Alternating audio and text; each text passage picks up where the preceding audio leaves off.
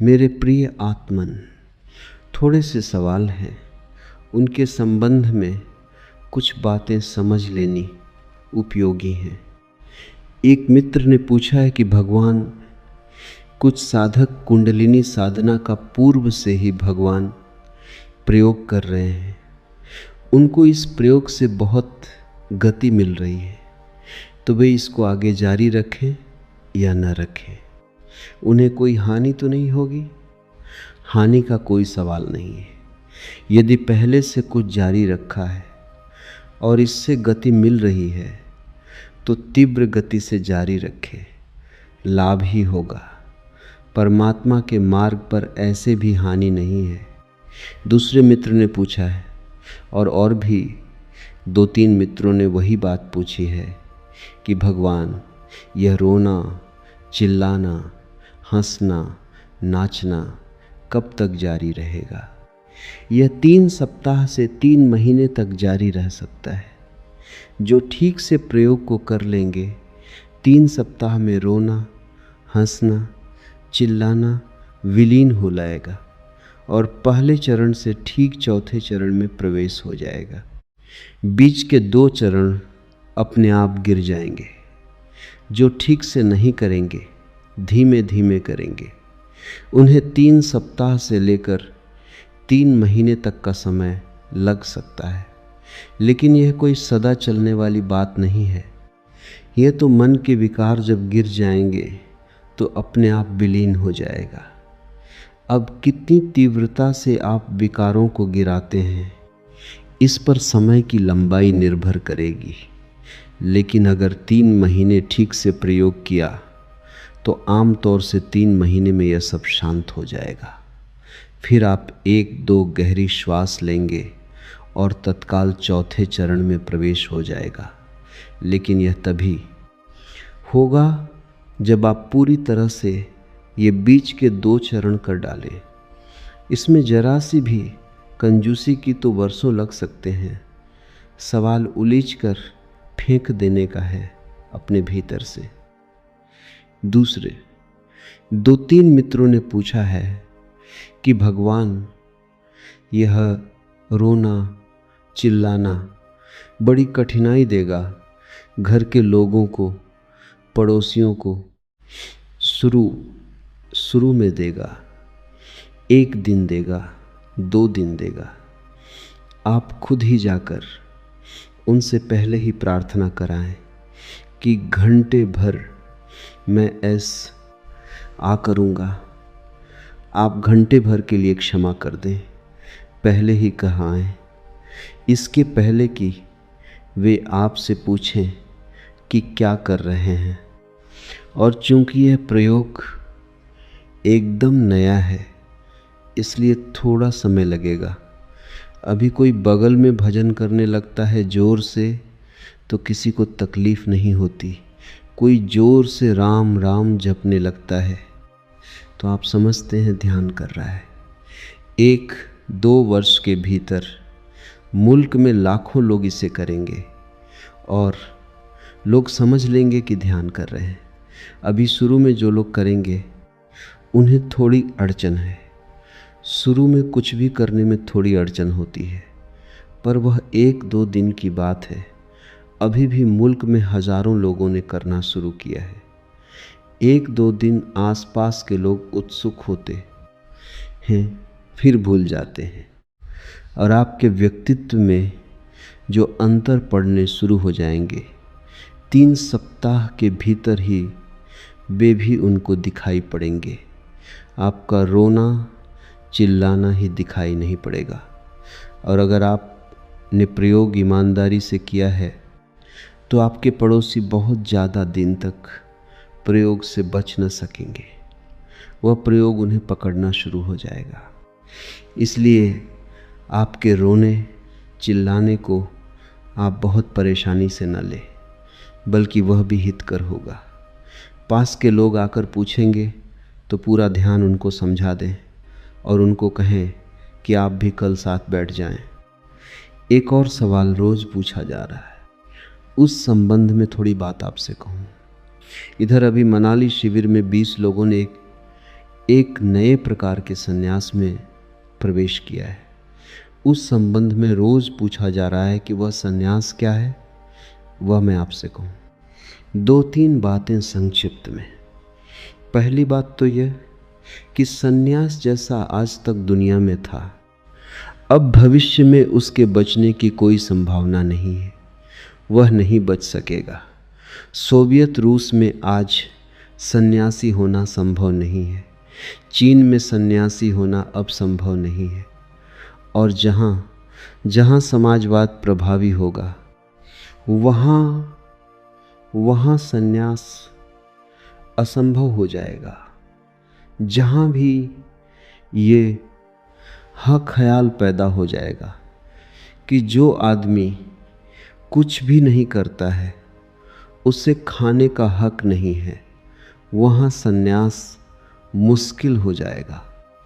आने वाले 50 वर्षों में दुनिया में बहुत सी सन्यास की परंपराएं एकदम विदा हो जाएंगी।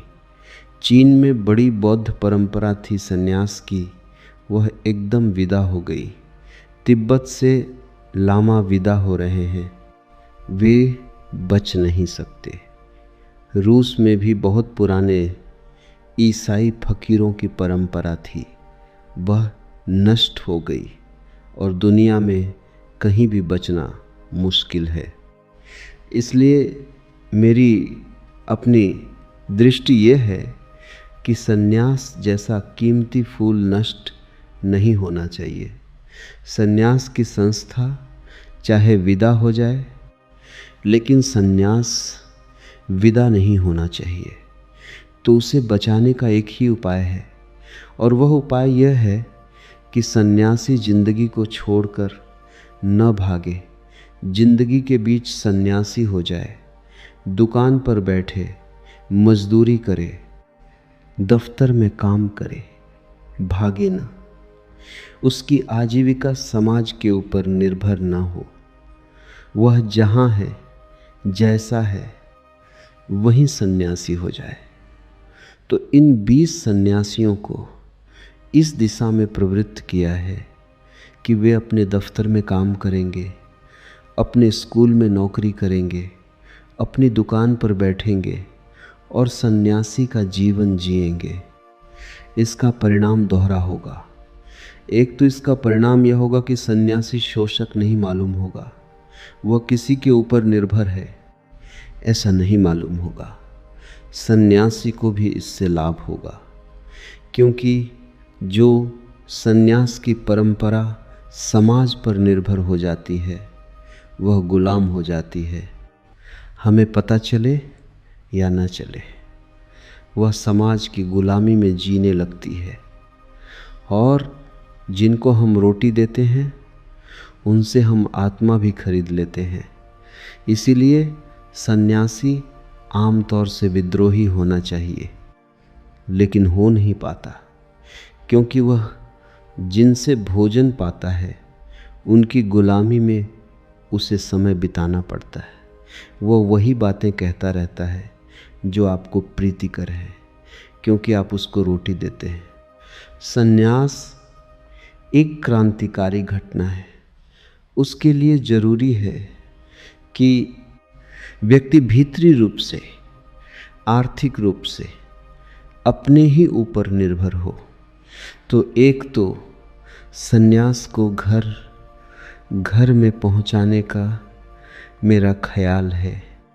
इसका दूसरा गहरा परिणाम यह होगा कि जब सन्यासी घरों को छोड़कर भाग जाता है तो सन्यासी से जो फायदा संसार को होना चाहिए वह नहीं हो पाता। अच्छे लोग जब संसार छोड़ देते हैं तो संसार बुरे लोगों के हाथ में पड़ जाता है। इससे नुकसान हुआ है।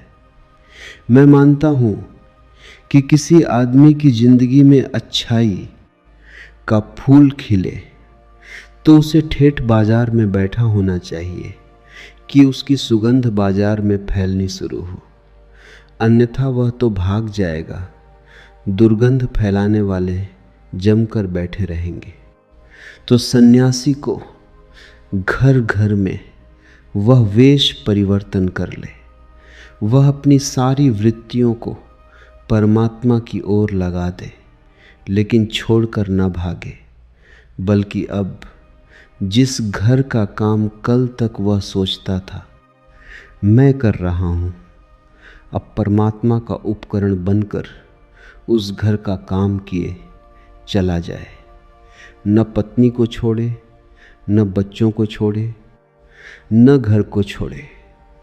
अब यह सारे काम को परमात्मा का काम समझकर चुपचाप करता चला जाए, इसका कर्ता न रह जाए, बस इसका दृष्टा भर रह जाए।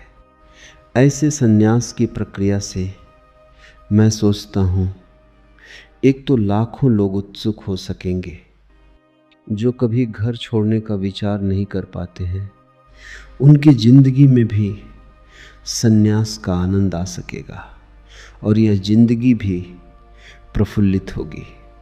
अगर हमें सड़कों पर, बाजारों में, मकानों में, दफ्तरों में सन्यासी उपलब्ध होने लगे, उसके कपड़े, उसकी स्मृति, उसकी हवा, उसका व्यवहार, वह सारी जिंदगी को प्रभावित करेगा।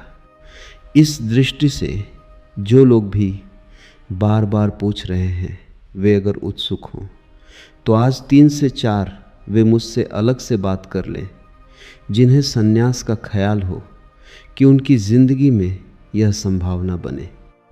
इस सन्यास में मैंने 2-3 बातें और संयुक्त की हैं। एक तो इस सन्यास को पीरियाडिकल रिनंसिएशन कहा है, सावधि सन्यास कहा है।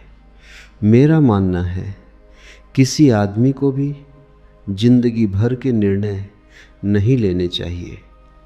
आज आप निर्णय लेते हैं, हो सकता है 6 महीने बाद आपको लगे कि गलती हो गई, तो आपके वापस लौटने का उपाय होना चाहिए, अन्यथा सन्यास भी बोझ हो सकता है।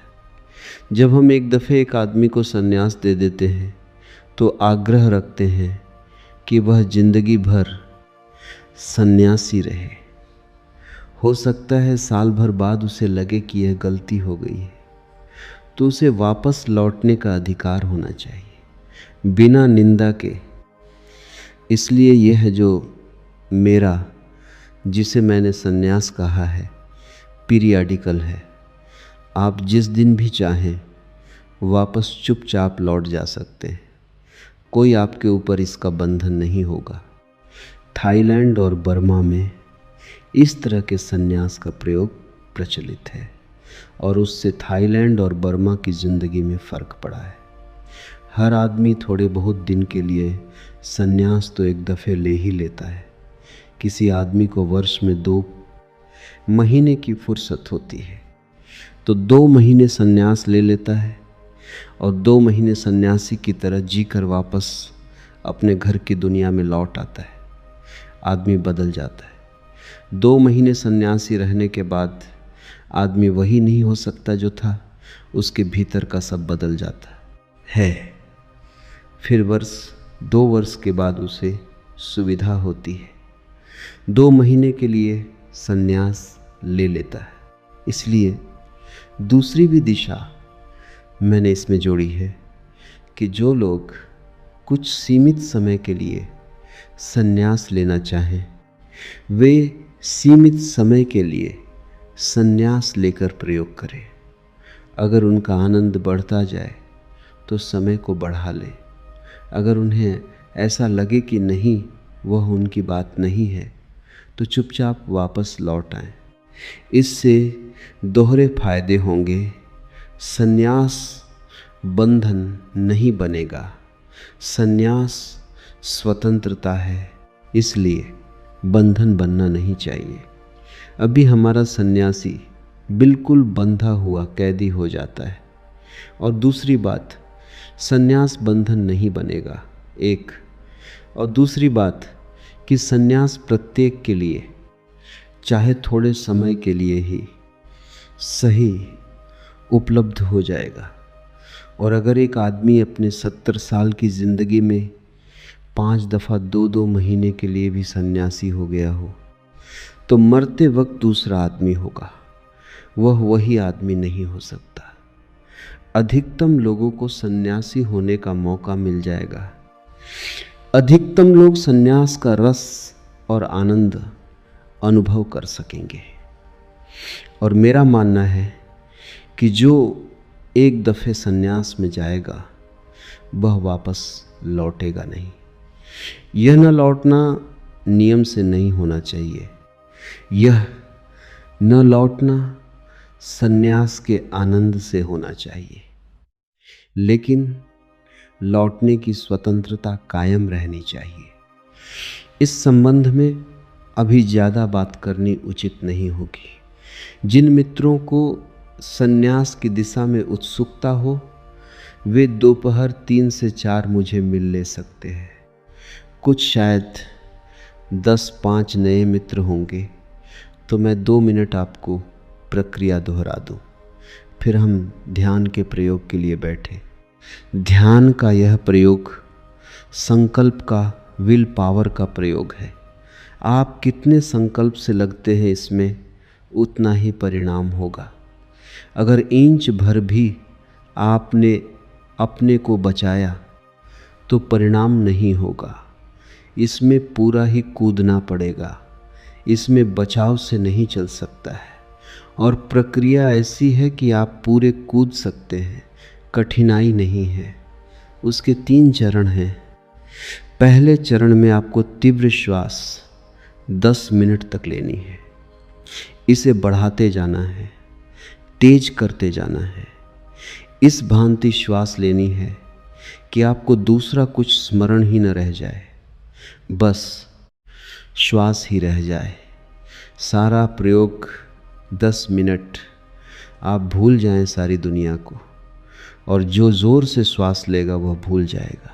बस श्वास की क्रिया ही उसके बोध में रह जाएगी। भीतर बाहर श्वास ही श्वास में सारी शक्ति लगा देनी है। दूसरे 10 मिनट कैथारसिस के हैं, रेचन के हैं। दूसरे 10 मिनट में नाचना, कूदना, चिल्लाना, रोना, हंसना, जो भी आपको आने लगे उसे पूरी ताकत से करना है। 10-5 मित्रों को जिन्हें ना आए अपने आप, उन्हें अपनी ओर से जो भी सूझे वह शुरू कर देना है। नाचना लगे नाचना, चिल्लाना लगे चिल्लाना, और प्रयास मत करे, बस शुरू कर दे। कल 2-3 मित्र आए, उन्होंने कहा हम प्रयास करते हैं लेकिन होता नहीं। प्रयास की ज़रूरत नहीं है। उछलने के लिए कोई प्रयास करना पड़ेगा, शुरू कर दे। प्रयास की कोई फिक्र न करें। जैसे ही आप शुरू करेंगे धारा टूट जाएगी और सहज हो जाएगा, और 1-2 दिन में आप पाएंगे कि वह अपने आप आने लगा। हमारे मन में बहुत से दमन इकट्ठे हैं, बहुत से वेग इकट्ठे हैं, वे गिर जाने चाहिए। भीतर शक्ति का जन्म होगा, पूरा शरीर इलेक्ट्रिफाइड हो जाएगा, कंपित होने लगेगा। यह शक्ति जगाने के लिए ही 10 मिनट गहरी श्वास की चोट कर रहे हैं, उससे कुंडलिनी जागेगी। फिर दूसरे 10 मिनट में मन के विकारों को गिराने के लिए प्रयोग कर रहे हैं, ताकि कुंडलिनी के मार्ग में कोई बाधा न रह जाए, सब बाधाएं अलग हो जाएं और कुंडलिनी की यात्रा सीधी ऊपर जा सके। चित्त के सारे रोग अलग हो जाएं। अन्यथा कुंडलिनी से जगी हुई शक्ति को चित्त के रोग एब्जॉर्ब कर लेते हैं, वह चित्त के रोगों में प्रविष्ट हो जाती है। इसलिए रेचन जरूरी है। सब कचरा बाहर फेंक देना जरूरी है। फिर तीसरे चरण में जो शुद्ध शक्ति बचेगी कुंडलिनी की, उसको जिज्ञासा में रूपांतरित करना है, उसको इंक्वायरी बनाना है। इसलिए तीसरे चरण में 10 मिनट तक मैं कौन हूँ पूछना है। आज तो आखिरी दिन है, इसलिए मन में मत पूछें। पूरे 10 मिनट पूरी शक्ति लगाकर जोर से चिल्लाकर पूछें। इतने जोर से पूछें कि आपको और दूसरी बात ख्याल में ही आने की सुविधा न रह जाए कि कुछ और विचार, कोई और जगत भी है। बस मैं कौन हूँ, मैं कौन हूँ, इसमें डूब जाएं। किन्हीं को अगर हिंदी की जगह मराठी में पूछना सुविधाजनक पड़ता हो तो वे मराठी में पूछ सकते हैं। यह सवाल नहीं है। अगर उनको मराठी सुविधाजनक पड़ती है तो वे उसमें ही पूछें जिस भाषा में आपके हृदय की गहराई है, उसी भाषा में पूछें। 10 मिनट पूरी शक्ति लगाकर पूछना है। इन 30 मिनट में अपने को बिल्कुल थका डालना है। जरा भी बचाना नहीं है, रोकना नहीं है। और आखिरी 10 मिनट में मौन प्रतीक्षा करनी है। वह साइलेंट अवेटिंग के वक्त वही 10 मिनट असली हैं। ये 30 मिनट तैयारी है, वे 10 मिनट असली हैं। उन 10 मिनट में गहरी शांति, आनंद, गहरे प्रकाश और बहुत तरह के अनुभव होने शुरू होंगे। इस प्रयोग को चाहें तो 10-10, 5-5 मित्रों के ग्रुप बना लें और कहीं एक जगह इकट्ठे होकर करें। तो एक व्यक्ति को जो अड़चन होती है वह नहीं होगी। जो भी 10-5 मित्र किसी एक घर में इकट्ठे हो जाएं, वहाँ प्रयोग करें। 21 दिन साथ कर ले, फिर बैठकर अकेले में घर करने लगे। ये चिल्लाना, रोना धीरे धीरे कम हो जाएगा और शांति बढ़ती जाएगी। और एक 3 महीने में आपके भीतर सतत धारा बहने लगेगी शांति की, आनंद की, और चारों ओर परमात्मा प्रत्यक्ष होने लगेगा। ऐसा नहीं कि कहीं खड़ा हुआ मिल जाएगा, नहीं, जो भी दिखाई पड़ेगा वह परमात्मा का रूप ही मालूम होने लगेगा। अब हम प्रयोग के लिए खड़े हो जाएं। जिन मित्रों को बैठकर करना हो वे मेरे पीछे आ जाएंगे।